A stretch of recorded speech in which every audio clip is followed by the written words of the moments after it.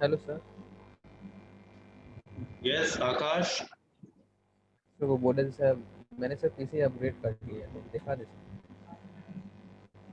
हाँ जी दिखाइए।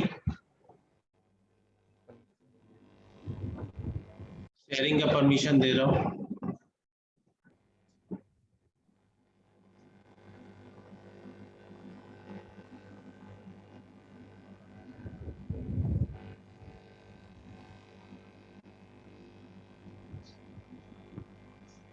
Visual sir.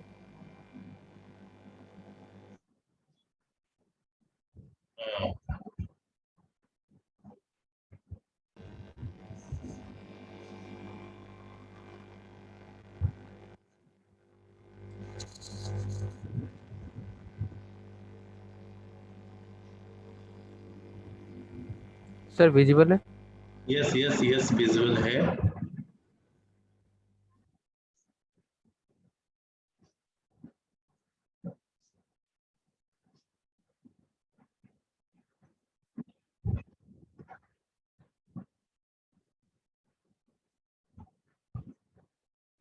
ठीक है।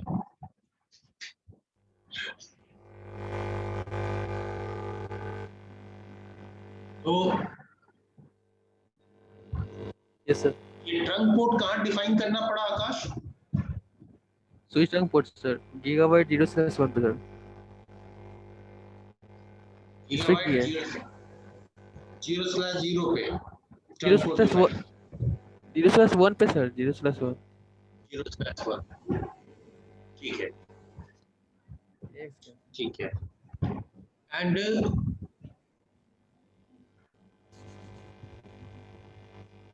मुझे कौन कौन सा वीलैन कॉन्फ़िगर्ड है ये दिखाओ तो स्विच पे।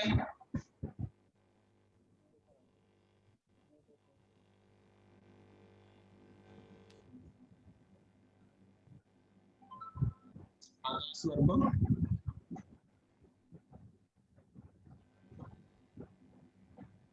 आकाश यस सर। मेरी आवाज मिल रही है आपको?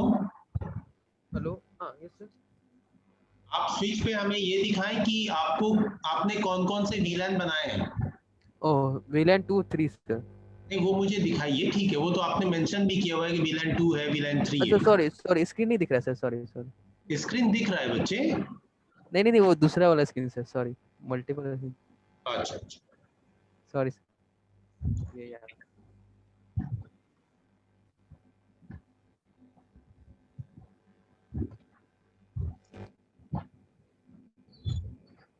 थोड़ा विंडो को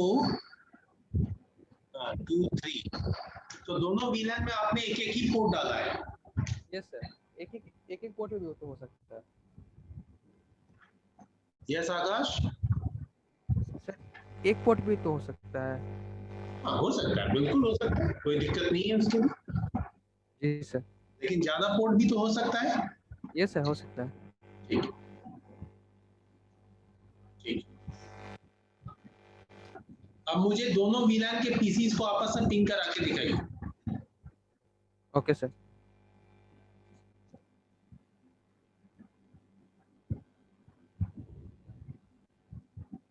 स्क्रीन अभी तो नहीं दिख रहा होगा सर, वो ना नहीं दिख रहा है।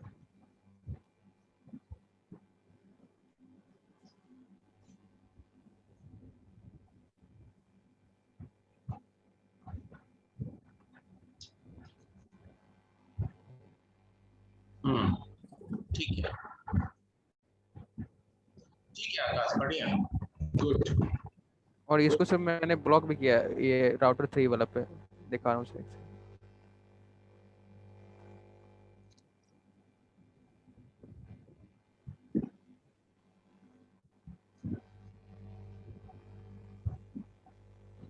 50 किसकी आईपी है? 24.0.0.50। लास्ट लास्ट राउटर है जिसपे ACL डिफाइन किया मैंने, ये वाला राउटर 2 पे। Router 2 PC 2। एक मिनट रुक जाए थोड़ा स्टूडेंट भी ज्वाइन कर रहे हैं इसी बीच में। हाँ जी। राउटर 2 सर, PC 2 पे ठीक इस है। पे। ठीक है आकाश good. Thank you sir.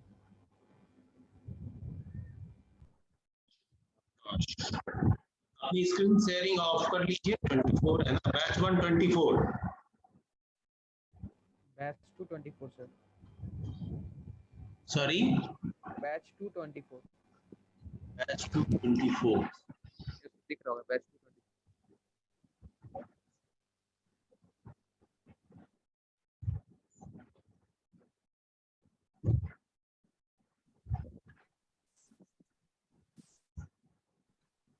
Sir मेरा भी दिखाना है, हमको भी दिखाना है सर। दिखा दीजिए जैसा का स्वरूप।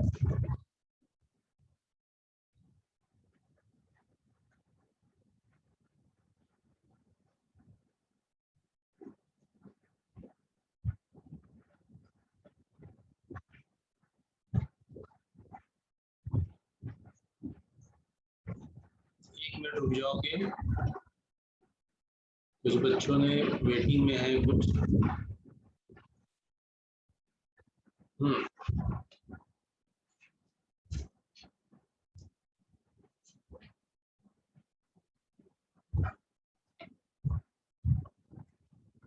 बढ़िया डिजाइनिंग की है शुभम शेखर। Yes sir.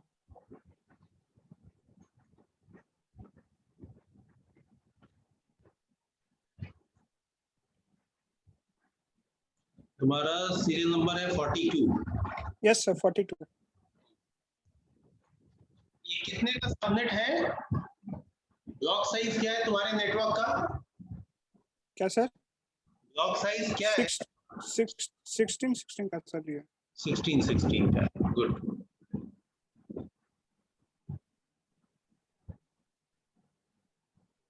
ठीक है। यस। आपने कौन सा ACL डिफाइन किया है?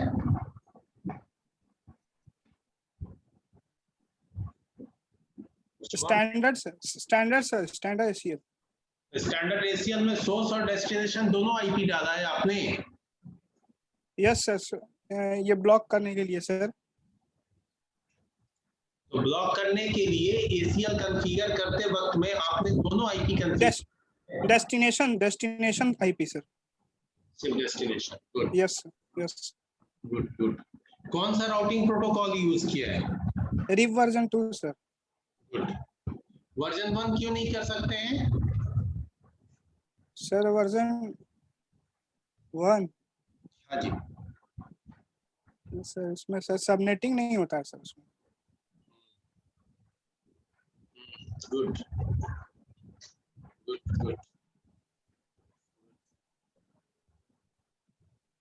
ठीक है, चलिए अब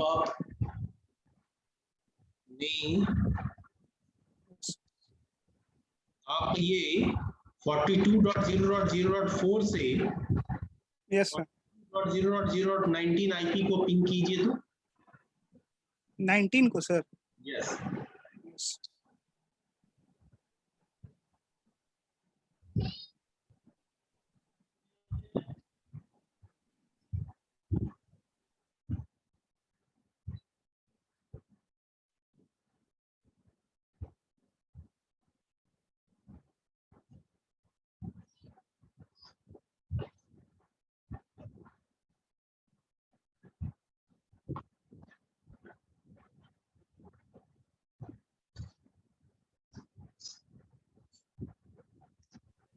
यस सर।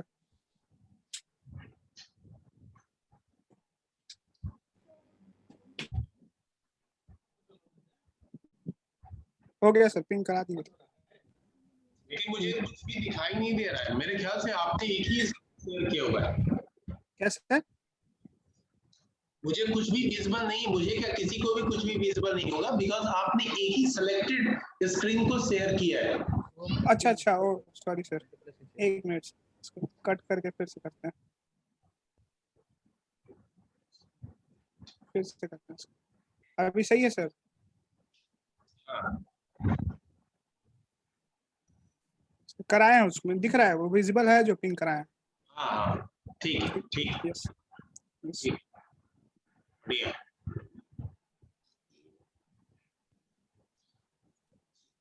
ठीक है, स्टॉप कर लीजिए। Okay, thank you. Shubham Shekhar 42 ना? यस।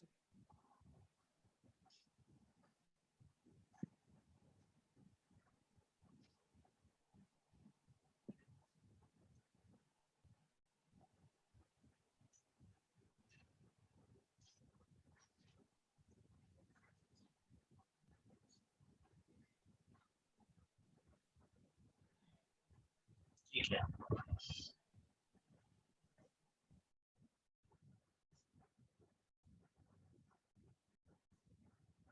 और कोई है?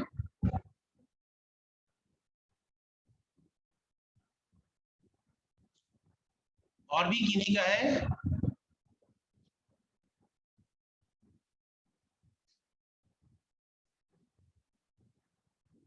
ठीक है, चलिए।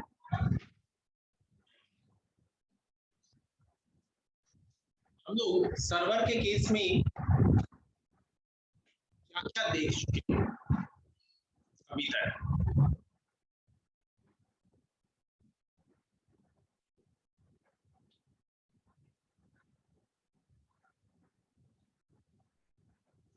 हाँ जी बच्चा लोग,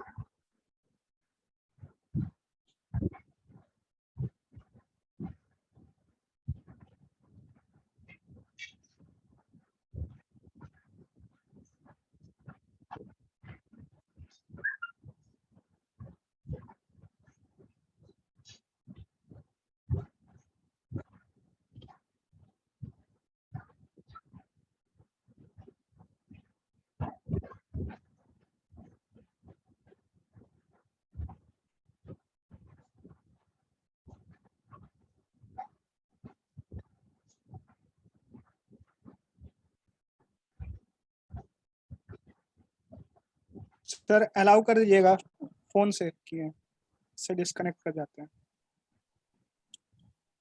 कर रहा हूँ।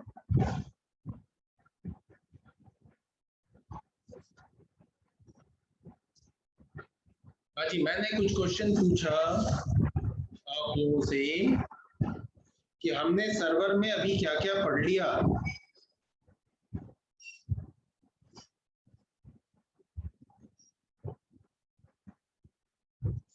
Everybody is sleeping. सर ओयू के बारे में पढ़ रहे हैं।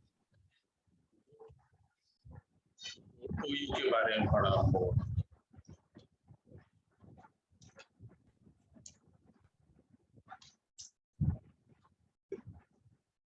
ओयू आ गया, बढ़िया। और क्या पढ़ा हमने? विशाल के अलावा कोई बताए?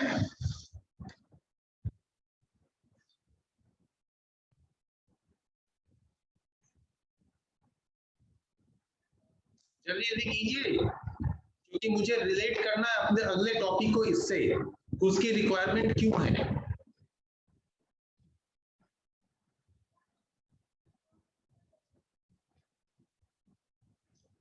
ओयू के अलावे और क्या पढ़ा हमने सर्वर में?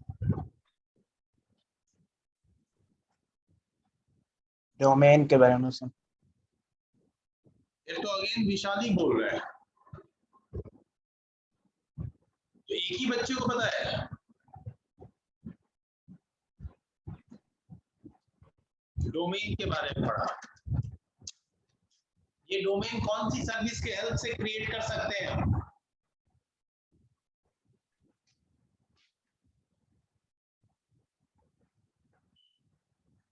डोमेन कौन सी सर्विस के हेल्प से हम क्रिएट कर सकते हैं किसी सर्वर पे?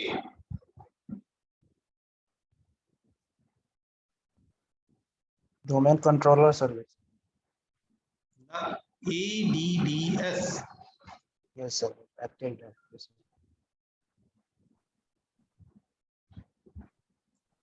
Domain name. भाई बाकी बच्चे क्यों साइलेंट हैं? हैं?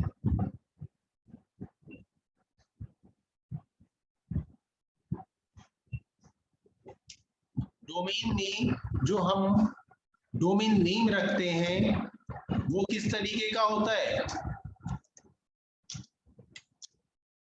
लाइक siemens.com या इन कुछ भी।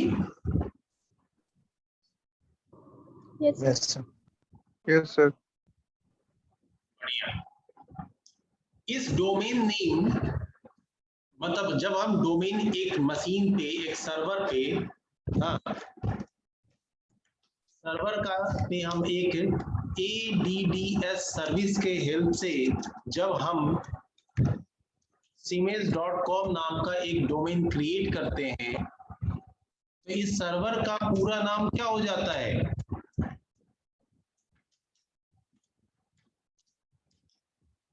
मान लो सर्वर का नाम था SERV सर्व1, पूरा नेम क्या होगा? Complete name. तो सर्व1 ये कहलाता है BIOS बायोस नेम। इसका कंप्लीट नेम यानी कि डोमेन नेम क्या होगा?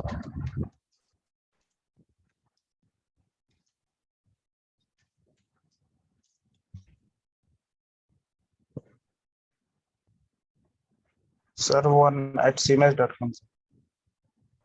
यस, serv1.cmage.com ऐसा ही आएगा। Yes, sir. अब जब इस पे कोई यूजर क्रिएट होगा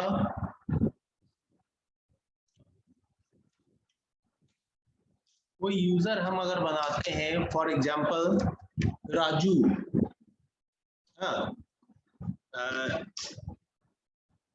टॉम,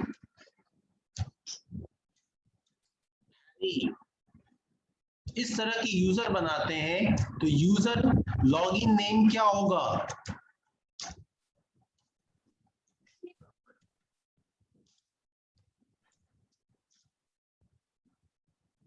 Raju@cmage.com. यस, raju@cmage.com, ये उसका लॉगिन Yes, नेम होगा। Yes, sir. और इसी नेम को हम लोग क्या बोलते हैं? यूजर प्रिंसिपल नेम या UPN, ठीक है।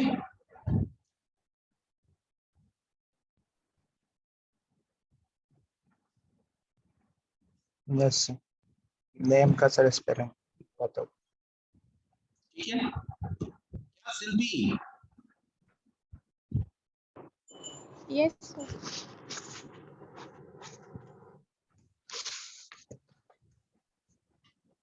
अब ऐसा नाम आएगा। अब इस नेम तो चलो एक सर्वर की बात थी, एक डोमेन के नीचे हम कोई दूसरा डोमेन भी क्रिएट कर सकते हैं। Yes, sir. उस डोमेन को हम लोग क्या बोलते हैं? Child domain, sir. Child domain Subdomain. Control. Controller, सब डोमेन नहीं, चाइल्ड डोमेन। Oh, sir. अब चाइल्ड डोमेन का अगर हम ये नाम सोचते हैं कि ये हो जाए BCA, सीमेंस के अंदर BCA, BCom, BSc IT, BBA, BBM, इस तरह के नाम। तो अगर चाइल्ड डोमेन कंट्रोलर को हम BCA से रिप्रेजेंट करेंगे तो कंप्लीट नेम क्या आएगा? BCA.raju@cmage.com. डॉट, हाँ बोलिए। सर चाइल्ड डोमेन है तो सर BCA.cmage.com. cmage.com होगा। Yes, sir. परफेक्ट, ये हो गया चाइल्ड डोमेन। अब मान लो सर्वर का नाम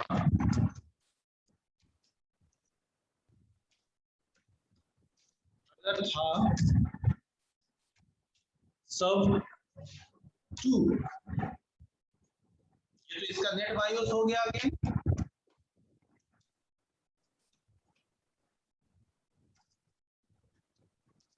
हो गया। Yes sir. तो अब इसका डोमेन नेम क्या होगा? serve2.bca.siemens.com।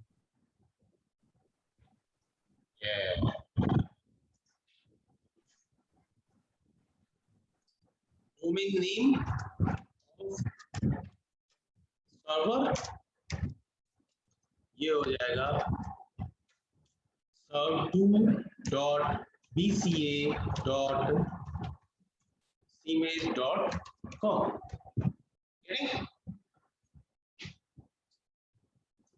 अब अगर इस मशीन पे यूजर बनते हैं, यूजर में सोनी, मोनी, तो यूजर लॉगिन नेम क्या होगा? sony@serve2.bca.email.com। सोनी sony.bca.siemens.com। ना,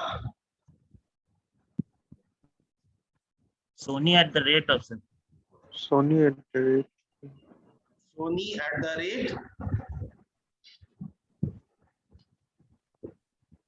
bca.siemens.com। Yes, bca.siemens.com। क्लियर है? ऐसा ही सीन होगा। Yes sir. जब इस तरह का सीन जनरेट होगा तो RODC पे तो खास चेंज है नहीं, ADC same to same record रखेगा, लेकिन इस तरह का नेम दे रहे हैं, लॉगिन कर रहे हैं, तो क्या होगा कि जब भी कोई यूजर कहीं पे भी किसी भी क्लाइंट मशीन पे जब लॉगिन करेगा तो वो ये नाम देगा, और ये नाम देगा तो मान लो कि अगर वो यहाँ पे अगर हम पीसी की बात करें तो पीसी जो है वो हमारा एक है client1 डॉट, एक कंप्यूटर का नाम है client1.siemens.com। ये एक क्लाइंट पीसी जो है वो किस डोमेन का मेंबर है? Siemens domain। siemens.com डोमेन का मेंबर है। एक और पीसी है, इसका है client2.bca.siemens.com। ये किस डोमेन का मेंबर है? Yes sir, bca.siemens.com child domain से। Good, perfect perfect. तो यानी पहला वाला पीसी जो है वो पेरेंट डोमेन कंट्रोलर का मेंबर है, क्लाइंट है, और दूसरा वाला पीसी जो है वो चाइल्ड डोमेन कंट्रोलर का क्लाइंट है। तो वैसे केस में अगर मैं इस मशीन पे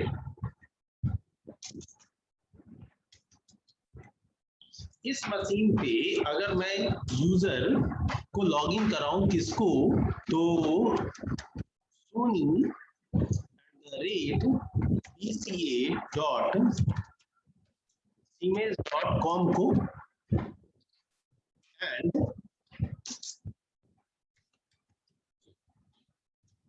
इस मशीन पे लॉगिन कराऊं raju@siemens.com को, तो लॉगिन होगा। Yes sir. डेफिनेटली होगा। Yes Yes, sir. अब बात आती है कि जब ये लॉगिन होगा तो इस लॉगिन में क्या है कि क्लाइंट 2 मशीन है, उस पे राजू लॉगिन कर रहा है जो कि किसी और डोमेन का यूजर है। क्लाइंट 1 मशीन है जिस पे लॉगिन कर रही है सोनी, जो किसी और डोमेन का यूजर है,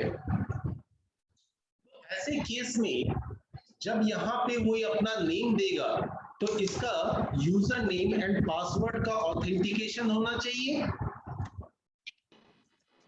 यस सर। ठीक है, ठीक इसी तरीके से यहाँ भी ऑथेंटिकेशन होना चाहिए।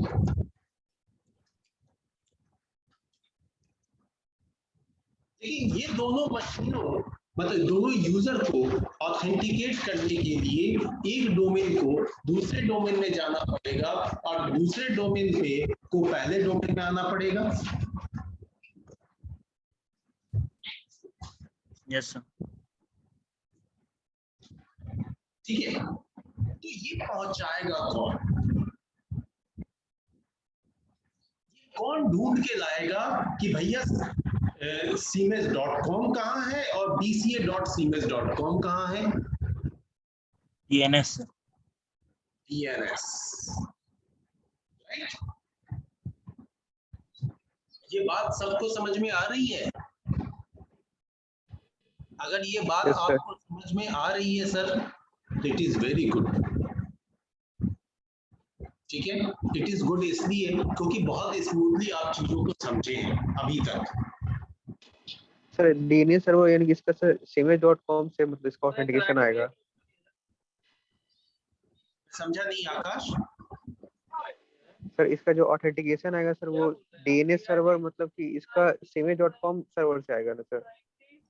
हाँ, अब कभी जैसा यूजर है उसके अकॉर्डिंग होगा ना ऑथेंटिकेशन। जैसे सोनी का ऑथेंटिकेशन bca.cms.com से आएगा और राजू का ऑथेंटिकेशन cms.com से आएगा। Yes sir. अब यहाँ पे मैटर आता है कि इनको अपने अपने डोमेन कंट्रोलर तक पहुंचाना पड़ेगा, तभी तो ये ऑथेंटिकेट होके आएंगे। क्या यस तो सर। पहुंचाने का काम कौन करेगा? ठीक है, ये पहुंचाने का काम कौन करेगा? तो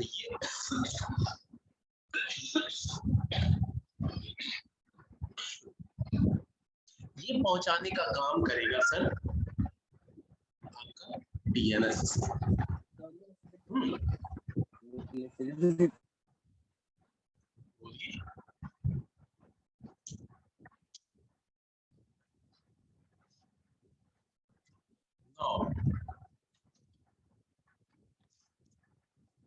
डीएनएस की बात करें हम, डीएनएस का मतलब domain name server. Domain name server या सर्विस। ठीक है, ये डीएनएस आप लोग पहले भी पढ़े हैं, आप लोग पढ़ते होंगे। मैं नहीं पढ़ा यस सर। कि भाई डीएनएस क्या होता है। तो DNS name to IP, IP to name resolution करता है, ये डोमेन नेम को सपोर्ट करता है, एक्सेट्रा। तो यहाँ पे जो सीन जनरेट होगा वो कैसा जनरेट होगा इसको समझते हैं। ग्रेजुअली हाफ एन आवर के बाद में ये स्टूडेंट की लिस्ट हो गई 38। देखिए सर, जो भी लेट से ज्वाइन करने वाले स्टूडेंट हैं, अगर आप तरीके से इस चीज को समझेंगे ना तो आपको बहुत ही इंटरेस्टिंग लगेगा। और ये कोई छोटी चीज नहीं है, ये बहुत बड़ा इंफ्रास्ट्रक्चर है, पूरा वर्ल्ड इसी पे रन करता है। आपका कोई भी एप्लीकेशन, कोई भी सर्वर, कोई भी डेटा, कोई भी बड़ा से बड़ा डेटाबेस, सब इसी तरह के इंफ्रास्ट्रक्चर पे है। इन इंफ्रास्ट्रक्चर को हम फिजिकल अपने नेटवर्क में रखें, फिजिकली अपने नेटवर्क में रखें, या फिर हम क्लाउड पे रखें, चीजें तो एक ही होनी है, सर्विस एक ही रन करनी है, सिर्फ सर्विस को एक्सेस करने का तरीका बदल गया है जब क्लाउड पे सर्विस चली। यूजर को ज्यादा से ज्यादा कंफर्ट दिया जा रहा है। यूजर को जब ज्यादा कंफर्ट मिलता है ना, तो यूजर कंफर्टेबली तो वर्क कर लेता है, लेकिन यूजर उसके पीछे की चीजों से बिल्कुल अनअवेयर होता है, उसे नहीं मालूम क्या हो रहा है। इसलिए आप अगर चीजों को ढंग से समझना चाहते हैं तो आपको इसे समझना पड़ेगा। देखिए, ये जो मैंने ऊपर आपसे एक्सरसाइज करवाया, ये क्यों करवाया, यहाँ से यहाँ तक की जो बातें थी, जिससे आपका नॉलेज लेवल मैं चेक कर पाऊं। जब तक ये पार्ट आपका क्लियर नहीं होगा, कौन कहाँ जा रहा है, किधर जा रहा है, तब तक डीएनएस का मजा नहीं आएगा। और विदाउट डीएनएस आप एक्टिव डायरेक्टरी का कोई भी प्रैक्टिकल नहीं कर सकते हैं, क्योंकि वो हर बार आपको प्रॉम्प्ट करेगा डीएनएस के लिए। उस वक्त में मेनी क्वेश्चंस राइज हो जाएंगे आपके माइंड में कि व्हाट इज डीएनएस यार। ठीक है,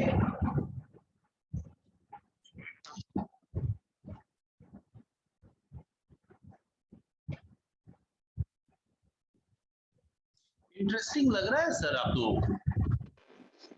yes sir, Yes, sir. Practical हो तो और मजा आता। लेकिन क्या है ना, प्रैक्टिकल करा देना वो तो मैंने वीडियो दिखा के भी करा दिया था। करा देना इज डिफरेंट थिंग।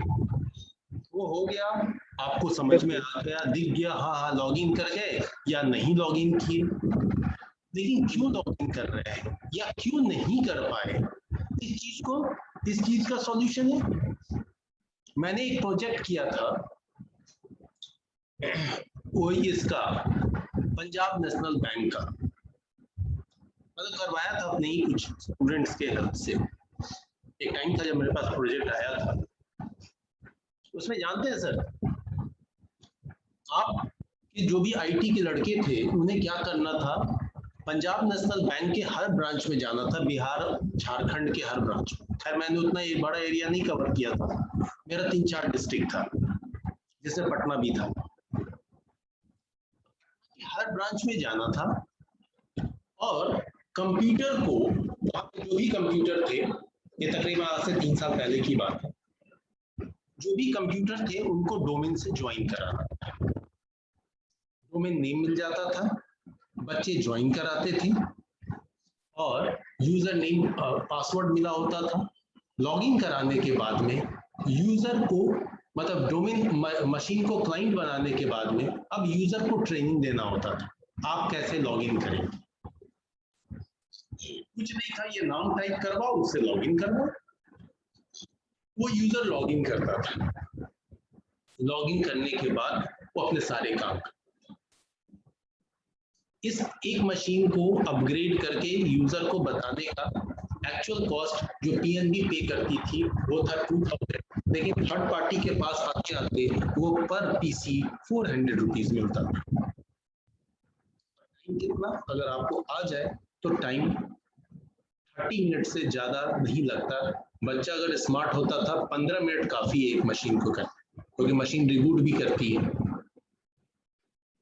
15 मिनट में डन, यूजर लॉगिंग शुरू, सर्वर से लिंकिंग है। लेकिन हाँ, सर्वर हर ब्रांच में नहीं होता था, सर्वर जोनल ऑफिस, पीएनबी का जोनल ऑफिस, वहां से ऑथेंटिकेट। ये हम लोगों के नॉलेज में था, बाद में मेरे को समझ में आया यहाँ भी वो सर्वर नहीं है, वो सर्वर कहीं और ही है। तो चलो ठीक है, कोई बात नहीं, मुझे तो पटना से बाहर था सर्वर, पटना से बाहर था, पटना से बाहर था सर्वर, पटना से बाहर था सर्वर। हाँ ये था कि सर्वर बिहार में भी नहीं था। तो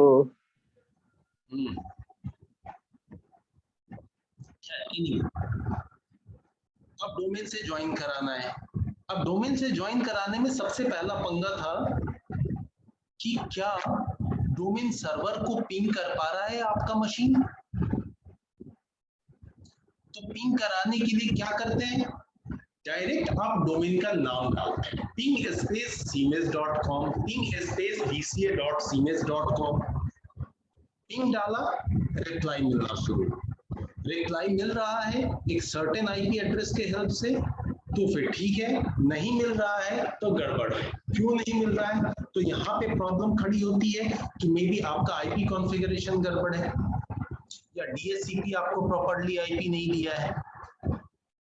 तो जब प्रॉब्लम आ जाती थी तब तो एक मशीन को क्लाइंट बनाने में बच्चे को 5 घंटे का भी टाइम लग जाता था। अब प्रॉब्लम नहीं है तब तो धड़ स्टेप्स है, yes yes next next finish, ठीक है। तो अब आईपी कॉन्फ़िगरेशन के लिए डीएचसीपी इनेबल्ड होता था, लेकिन कई बार जब डीएचसीपी काम नहीं कर रहा है तो वैसे केस में हम लोग मैनुअल आईपी डालते थे और पिंग कराने की कोशिश करते थे, तो समझ में आता था डीएचसीपी काम नहीं कर रहा है, जो भी है। तो खैर हर चीज हमारे एंड पे नहीं होती थी, हम अगले एंड पे प्रॉब्लम रेज कर देते थे, अगले से सॉल्यूशन मिलता था, फिर आगे काम होता था। लेकिन सारा डोमेन में हर बैंक हर जगह सब डोमेन बेस्ड वर्क करते हैं।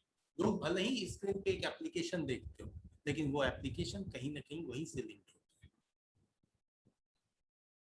होता है। तो मैं थोड़ा सा देखिए चलूँ आपके notes पे।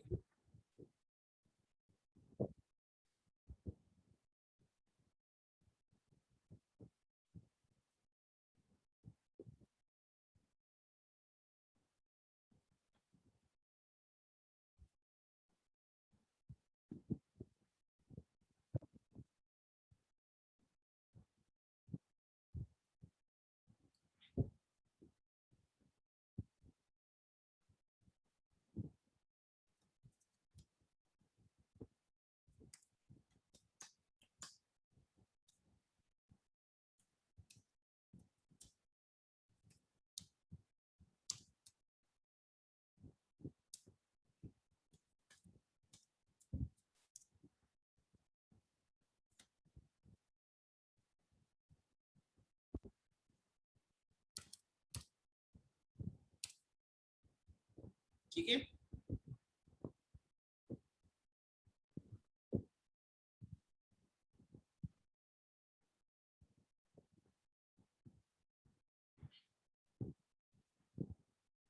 अब डीएनएस डीएनएस अब आप बताएंगे ओएसआई रेफरेंस मॉडल के किस लेयर पे वर्क करता है?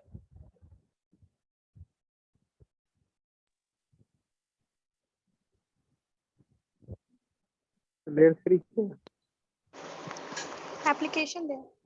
वेरी गुड, एप्लीकेशन लेयर, यानी layer 1। Yes sir.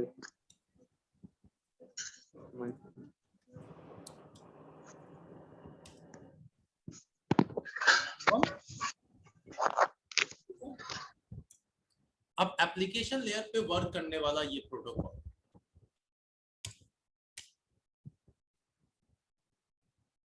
Second thing, इसका मेन टास्क क्या है? इट रिजॉल्व्स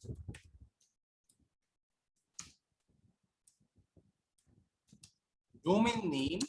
अभी देख लिया आपने डोमेन नेम का कॉन्सेप्ट क्या होता है। Domain name to it's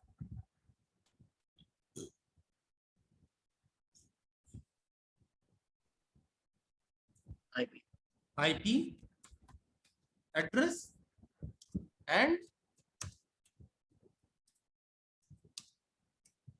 vice versa, opposite भी ये रिजॉल्व करेगा ये, ठीक है। इसका पोर्ट नंबर कितना होता है? 53. गुड, 53। डीएनएस का पोर्ट नंबर 53। इसलिए पोर्ट नंबर भी जानना जरूरी है, क्योंकि कई बार जब हम सिक्योरिटी लगाते हैं, अभी जस्ट आपने कुछ दिन पहले देखा था कि हम लोग सिस्को में राउटर पे जब हम ACL डिफाइन कर रहे थे, तो ACL के वक्त में हमने ये टेलनेट सर्विस को रोका था, जहां हम बात कर रहे थे कि उसका पोर्ट नंबर 23 होता है। अब इसी टास्क को अगर हमको डीएनएस सर्विस को रोकना हो तो डीएनएस सर्विस क्यों रोकेंगे? क्योंकि वो रिजॉल्व करके ना दे, तो उसके लिए हमें क्या पोर्ट नंबर यूज करना पड़ेगा? 53। है। अब ये डीएनएस जो है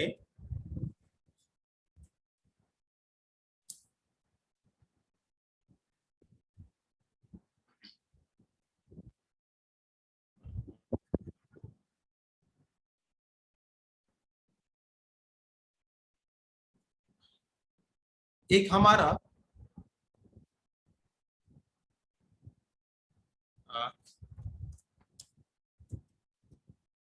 नेट बायोस नेम सिस्टम होता है। ये क्या करता है, फ्लैट नेम को उसके रिस्पेक्टिव आईपी में बदलता है। फ्लैट नेम कहने का मतलब जैसे सर्व 1, सर्व 2, क्लाइंट 1, क्लाइंट 2, क्लाइंट 3। आपके पीसी का नाम, आपने अपने पीसी का नाम रखा होगा वीके, ईके, पंकज कुमार, विशाल कुमार, विनय कुमार, एसके, शिल्पी कुमारी, कुछ भी नाम रखा, तो वो जो नाम है वो एक फ्लैट नेम कहलाता है। क्यों? क्योंकि उसमें कोई लेवल नहीं है। लेवल कहने का मतलब जैसे पंकज डॉट पंकज.cmail.com नहीं। जब नाम में डॉट लगता है ना, तो वो एक एक लेवल को डिफाइन करता है। तो नेट बायोस नेम के पास में क्या होता है कि सपोर्ट्स फ्लैट नेम, जबकि आपका डीएनएस क्या सपोर्ट करता है, डोमेन नेम। तो डोमेन नेम कहने का मतलब मल्टीपल लेवल।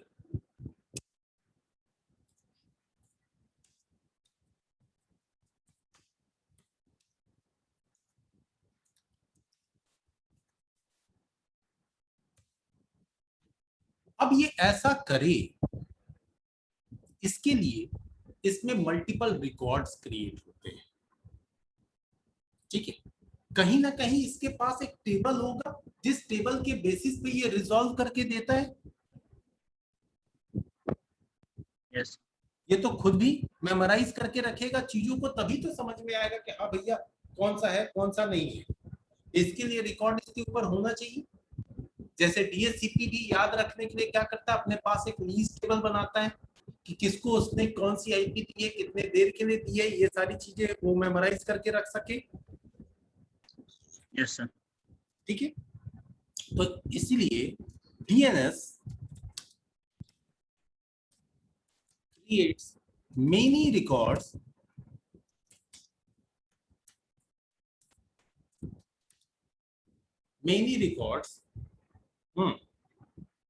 अब ये रिकॉर्ड्स कौन से होंगे? फर्स्ट रिकॉर्ड पे है ना, रिकॉर्ड नहीं सॉरी, रिकॉर्ड्स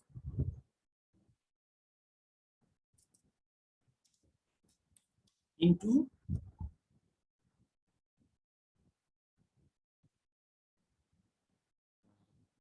एक हम बोल रहा हूँ इनटू जोन्स। अब ये इन रिकॉर्ड्स को जोन्स में रखता है। अब बात आती है, अब ये जोन क्या आगे,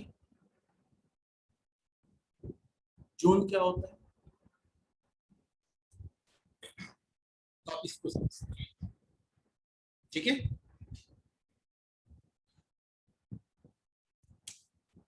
ठीक,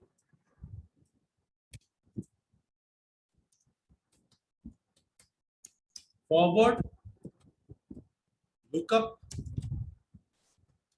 जोन। एक होता है फॉरवर्ड लुकअप जोन। अब ये फॉरवर्ड लुकअप जोन का क्या काम है, इट रिजॉल्व्स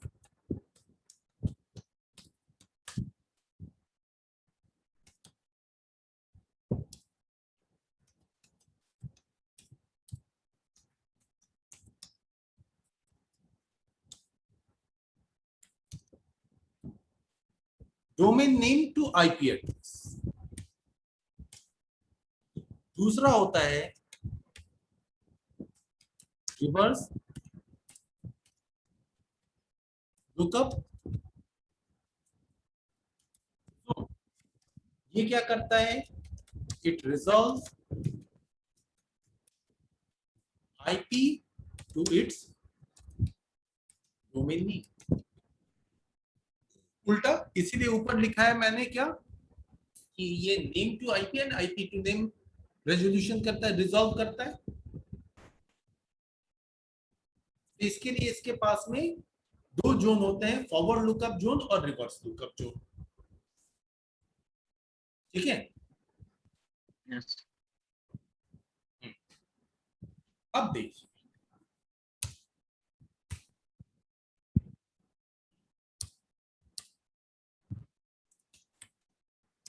these zones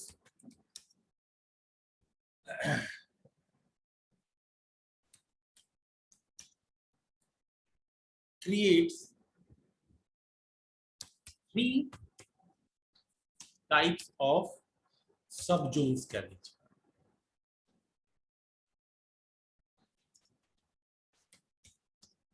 अब ये तीन तरह के सबजोन बनाते हैं। कौन कौन सा?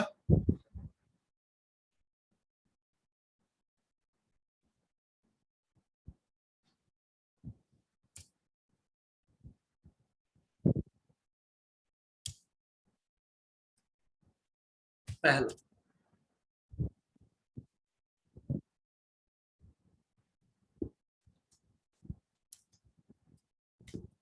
प्राइमरी जोन,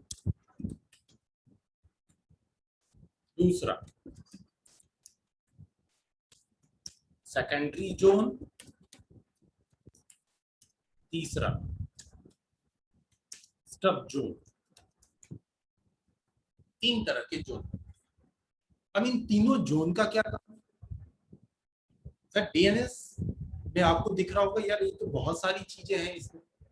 सर होती हैं, आपको बड़ी बड़ी आईटी इंडस्ट्रीज में लाइक जब आप काम करेंगे तो वहां पे सर्वर में भी डीएनएस एडमिन एक अलग ही होता है जिसका काम होता है सिर्फ डीएनएस को मैनेज करना। ठीक है, लेकिन डीएनएस एडमिन इतनी आसानी से नहीं बन जाता, एक लंबे एक्सपीरियंस के बाद बनते हैं जॉब करते करते।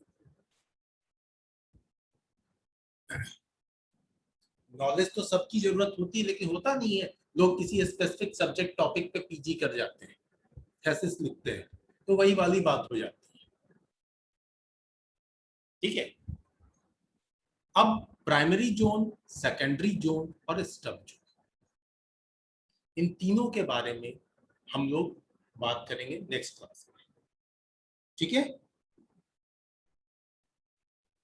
Okay sir. आप लोगों का कोई क्वेश्चन सर?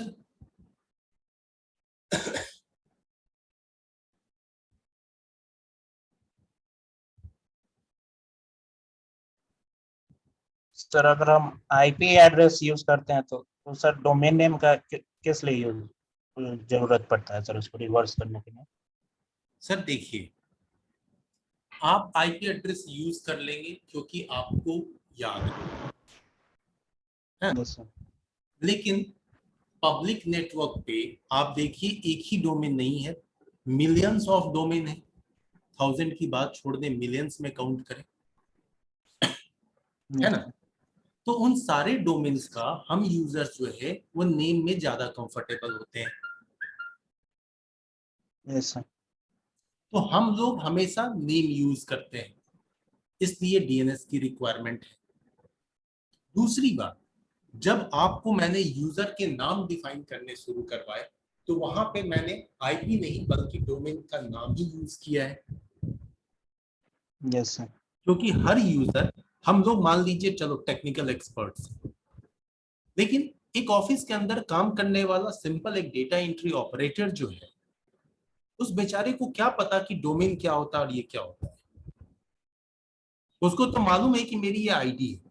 जैसे हम सब आज की डेट में करोड़ों लोग जो हैं, अरबों लोग जो हैं, वो उनकी जीमेल की आईडी है। हम में से हर यूजर, इवन की कुछ दिन पहले तक आप लोग भी, जब तक आप आईटी के स्टूडेंट नहीं थे या स्टार्टिंग में भी, आपको सिर्फ इतना ही पता था मेरी मेल आईडी visal@gmail.com है। लेकिन ये gmail.com क्या है?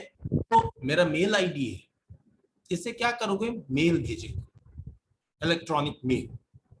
फाइन, इतना ही तक काफी था। लेकिन जब आप चीजों को समझे तो समझ में आ रहा है कि आखिर है क्या।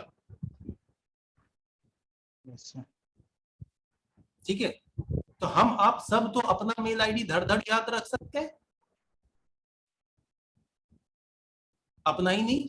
ऑफिस में अगर काम करते हैं तो जैसे मैं आज आपके ही कॉलेज में काम करता हूं, तो मुझे 8-10 लोगों की मेल आईडी याद है,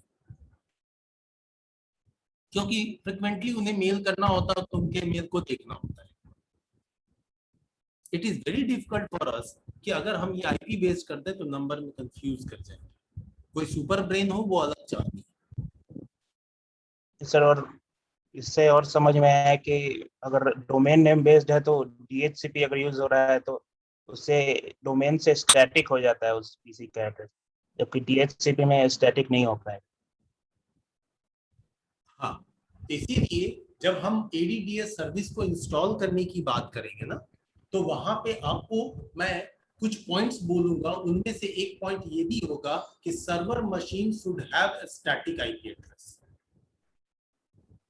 server machine should have a static IP address. अगर आपने डायनेमिक रखा है ना, मान लो किसी DHCP से दिलवा के रख दिया है, तो एक्टिव डायरेक्टरी नहीं इंस्टॉल होगा, क्योंकि आपके सर्वर का ही आईपी स्टैटिक होना चाहिए, मैनुअली कॉन्फ़िगर्ड होना चाहिए।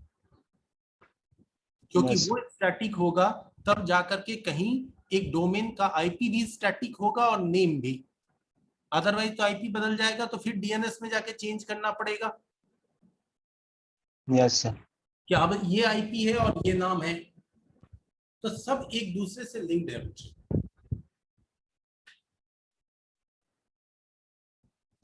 Yes sir.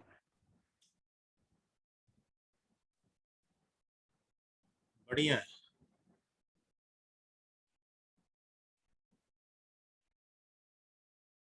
देखो जितने बच्चे हैं ना, सब अगर इसी तरह से कुछ कुछ क्वेश्चंस फायर करते हैं ना तो अच्छा लगता है। हाँ चलो, तो और दिल करता है थोड़ा सा और इलेबोरेट करके पढ़ाओ। ऐसे एक पता नहीं साइलेंस सा होता है क्लास में, कभी कभी तो ऐसा लगता है यार ओवर तो नहीं जा रहा, तो मैं शॉर्ट करने की कोशिश करने लगता हूँ। एनीवे, चलिए अटेंडेंस पे आ जाता है।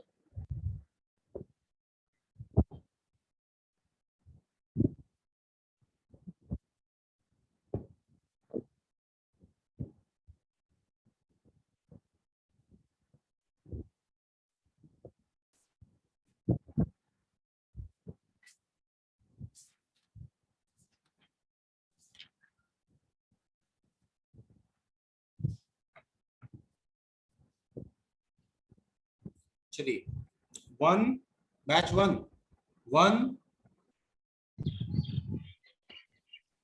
2 यस सर।